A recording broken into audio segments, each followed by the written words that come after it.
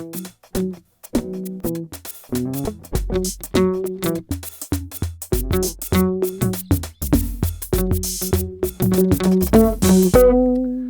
vous le dit, on vous le répète, et aujourd'hui, je pense que vous le savez, une entreprise qui se fait accompagner a bien plus de chances de succès. Nous faisons le point sur l'offre pléthorique aujourd'hui d'accompagnement pour les startups avec Juan Hernandez. Bonjour. Bonjour Thomas. Juan Hernandez, vous êtes cofondateur de l'accélérateur qui propose d'accompagner et de financer sur le long terme nos startups. Alors c'est vrai qu'aujourd'hui, parmi toute cette offre d'accompagnement, il y a quand même à boire et à manger. C'est vrai, l'offre est extrêmement large. Mais peut-être tout d'abord, commençons par l'intérêt de se faire accompagner. D'abord, il faut savoir qu'un entrepreneur, et entreprendre, c'est un parcours du combattant. C'est très rare qu'un projet d'entreprise se déroule comme prévu dans les plans de départ. Et donc c'est un chemin juché d'embûches. Et se faire accompagner, c'est accepter l'idée que sur ce chemin, on aura besoin de se faire aider.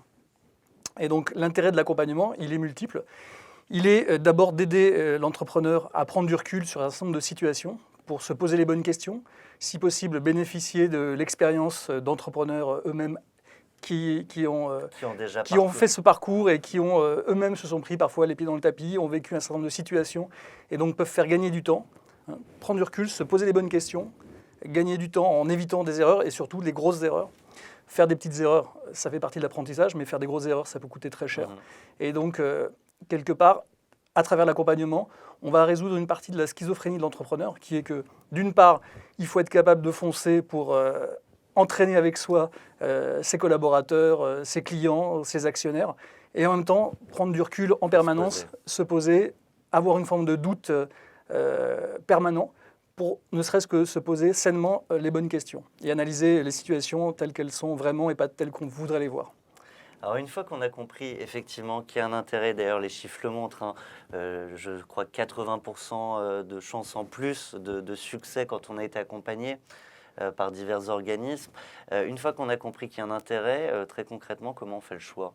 Parce qu'il y a beaucoup d'offres, on le disait. Alors il faut être capable de bien comprendre ce que propose une structure d'accompagnement, qu'elle soit publique, parapublique, privée, et comment elle se rémunère. C'est un point important.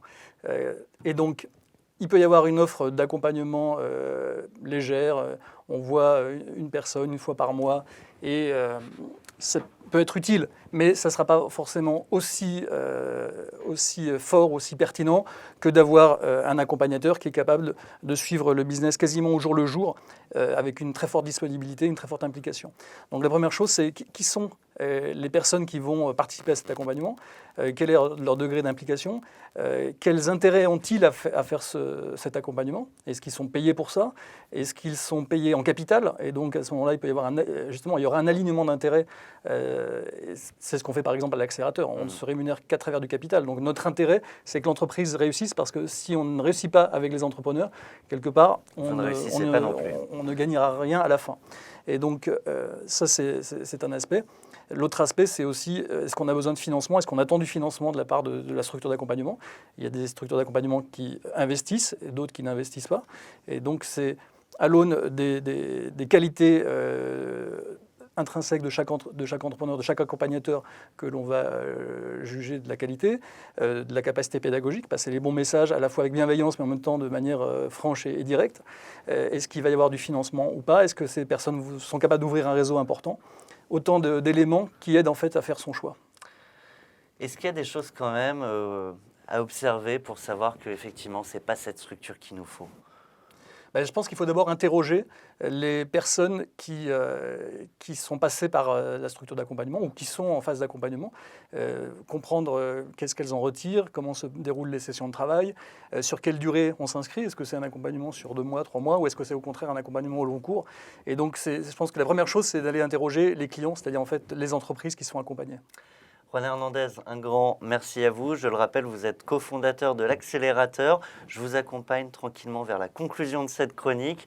Et quant à vous, chers auditeurs, je vous donne rendez-vous très prochainement pour de nouvelles aventures de start-up et d'entrepreneurs. À très bientôt.